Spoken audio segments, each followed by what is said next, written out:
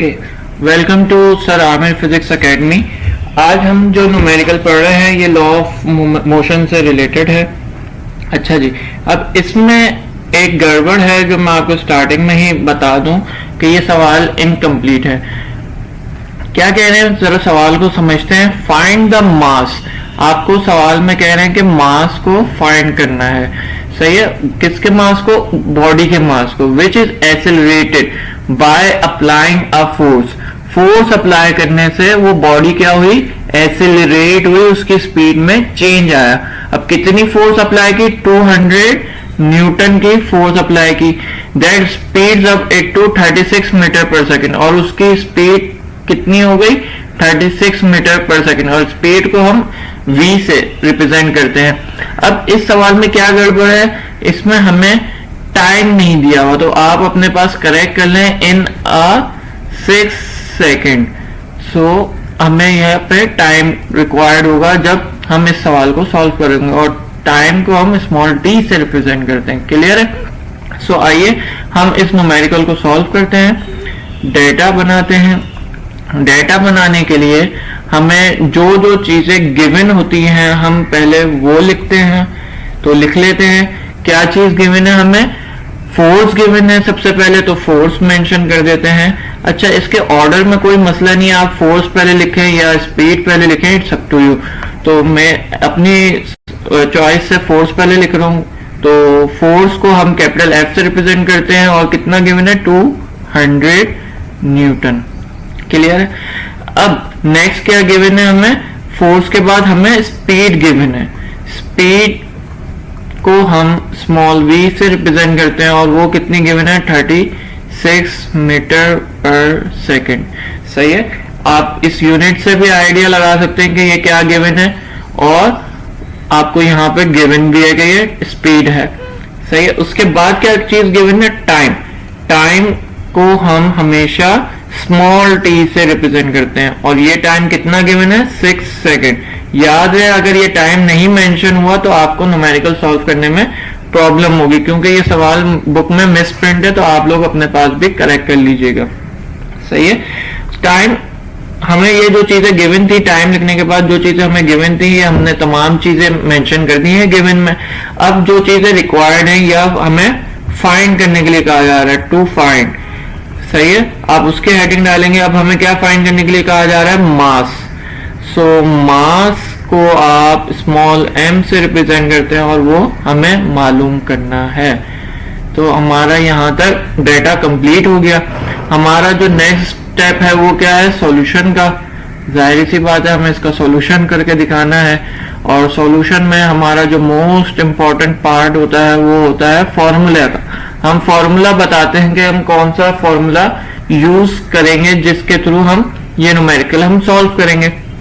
सही है, सो जरा डेटा को ऑब्जर्व करें। आपके पास ऐसे कोई फॉर्मूला है जिसके थ्रू हम इसको सॉल्व कर सकते हैं? पहला तो फॉर्मूला ये है कि F is equal to M a. सही है, F भी आ रहा है, M भी आ रहा है, A नहीं आ रहा। सही है, तो A के लिए हम क्या कर सकते हैं? इसको आप इक्वेशन 1 कह दें फिलहाल। फिर उसके बाद A का फॉर्मूला होता है V/T, तो A भी आ रहा है, A मालूम हो जाएगा, V आपको गिवन है, T भी गिवन है, तो आप जस्ट पुट करेंगे वैल्यू और आपके पास M की वैल्यू आ जाएगी, है ना? तो आप इसको इक्वेशन 2 का नाम दे दें। सही है, तो सबसे पहले हम A फाइंड आउट कर लेंगे। अच्छा, ये A वही फॉर्मूला जो हम आपने स्टार्टिंग में पढ़ा था ना, एक्सेलरेशन क्या होता है कि the rate of change of velocity per unit time, it's called acceleration. तो ये वही फॉर्मूला मैंने यूज किया है। सो सबसे पहले हम A मालूम करेंगे, तो हमें M मालूम हो जाएगा। तो हम M मालूम करने के लिए इस A को फाइंड आउट कर रहे हैं। अब इसके लिए कंफ्यूज नहीं होएगा कि A तो कहीं पूछा ही नहीं है, तो हम A क्यों फाइंड आउट कर रहे हैं? तो आपको ये क्लियर होना चाहिए कि हम A यानी कि एक्सेलरेशन इसलिए मालूम कर रहे हैं कि हम ये A की वैल्यू यहाँ पुट करेंगे तो हमें उसके थ्रू फोर्स और M मालूम चल जाएगा। तो पुटिंग वैल्यूज इन इक्वेशन 2। क्या इक्वेशन है? A तो हमें मालूम करना है, V कितना गिवन है? 36, और टी कितना है 6, सही है। सो इसको रेशियो ले लें, 6 6 36। तो आपके पास जो एक्सेलरेशन की वैल्यू आई वो कितनी आई, 6 मीटर पर सेकेंड स्क्वायर।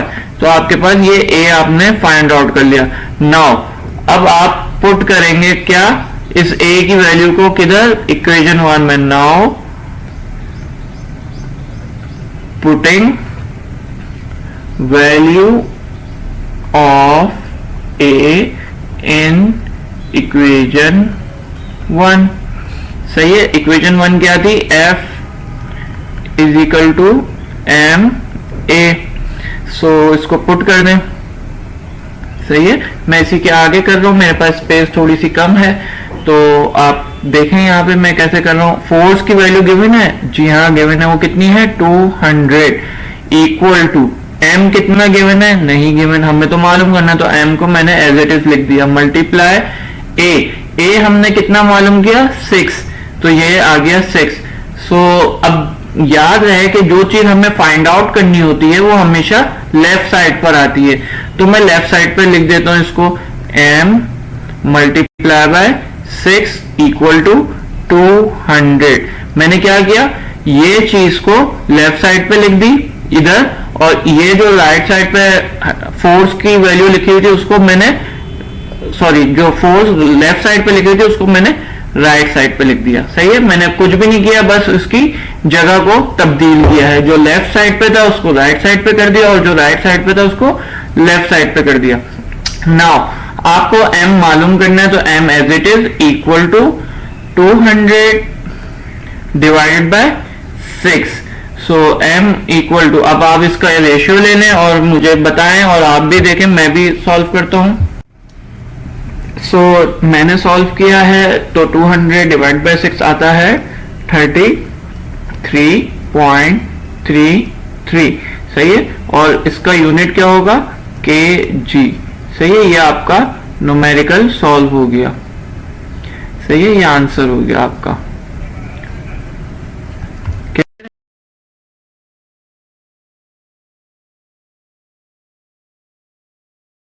तो हमारा अब जो न्यूमेरिकल है उसमें क्या कह रहे हैं, what should be the acceleration. अब यहाँ पे आपको एक्सेलरेशन मालूम करनी है, what should be the acceleration of the same body, उसी बॉडी की जो अभी हमने 6b में न्यूमेरिकल सॉल्व किया, उसकी एक्सेलरेशन आपको अब मालूम करनी है, सेम बॉडी है। If the applied force changes to 280, यानी कि कितनी चेंज हो गई, पहले अप्लाइड फोर्स कितनी थी 200 थी, 6b में 200 थी ना, फोर्स की वैल्यू आपको 200 गिवन थी, अब चेंज करके इन्होंने क्या कर दी, f की वैल्यू 280 कर दी है। सो अब आपको मालूम करना है कि अब आपके पास एक्सेलरेशन क्या होगी। सो फॉर्मूला वही रहेगा, सारे स्टेप्स वही रहेंगे। अब हम दोबारा से इसको सॉल्व करते हैं। पहले हम डेटा बनाएंगे, डेटा में क्या है, फोर्स की वैल्यू गिवन है, फोर्स की वैल्यू क्या है गिवन है, और कितनी गिवन है 280, 200 से 280 हो गई चेंज होके। सो m की वैल्यू आपको क्या गिवन है, सेम बॉडी बोला है, तो मास आपको वही वाला यूज करना होगा। क्या, कौन सा यूज करना होगा, मास जो हमने प्रीवियस न्यूमेरिकल में 6b में यूज किया, और वो कितना था हमारे पास वो था, जी हाँ, हमने जो मास मालूम किया था वो किया था 33.33 kg, ये हमने मास मालूम किया था। अब रिक्वायरमेंट में वो कह रहे हैं कि आप मालूम करें एक्सेलरेशन, एक्सेलरेशन क्या हो जाएगी, तो आप यहाँ पे लिख दें एक्सेलरेशन, जिसको हम स्मॉल a से रिप्रेजेंट करते हैं, ये हमें मालूम करना है, सही है। सो सॉल्यूशन करेंगे, सारा डाटा हमने प्रीवियस न्यूमेरिकल से ही कलेक्ट किया है। फॉर्मूला क्या होगा, फॉर्मूला पता है क्या, F is equal to M a, सही है, f की वैल्यू आपको गिवन है, m की वैल्यू आपको मालूम है, बस a की वैल्यू मालूम करनी है। तो just put the value and get the answer. तो putting all given values in equation 1, सही है। सो f की जगह मैं लिख दूंगा अब 280 और m की जगह मैं लिखूंगा 33.33 मल्टीप्लाई बाय a, क्योंकि a हमें मालूम करना है, सही है।